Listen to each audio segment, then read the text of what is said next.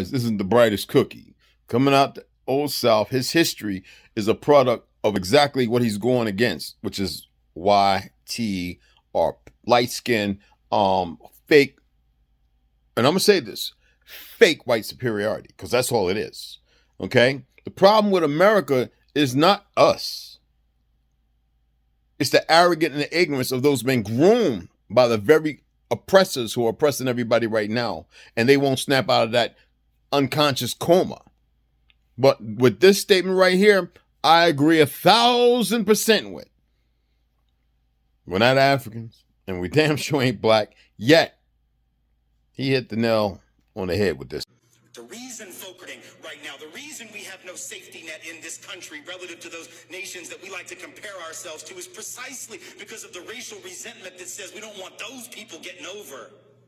There was actually a study done on healthcare internationally. They found the single biggest factor to explain why the United States does not have universal healthcare relative to Western industrialized nations. They figured out all these different elements. And they did what they call a regression analysis, big social science term, where they control for all these different factors. They found the single biggest correlated factor with the opposition to universal health care in this country was the belief that black folk would abuse the program.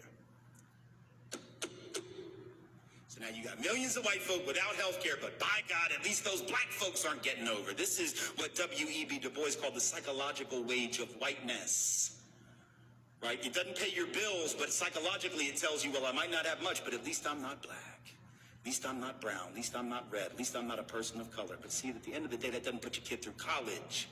It doesn't pay the emergency room bills, and it doesn't pay your house note. We've got to be willing to have this conversation. Sadly, as a country, we're running away from it, trying to downplay the issue of race, trying to talk about class in a vacuum to try to bring everybody on board, afraid that if we talk about race, working class white folks will bolt from any progressive movement. But what working class white folks got to understand is the very reason that they're hurting, the very reason that they're so disempowered is because of racial inequity. In other words, they were not the targets of it. To be sure, people of color were, but those of us who are white become, over time, the collateral damage of a system of white supremacy and racial inequity.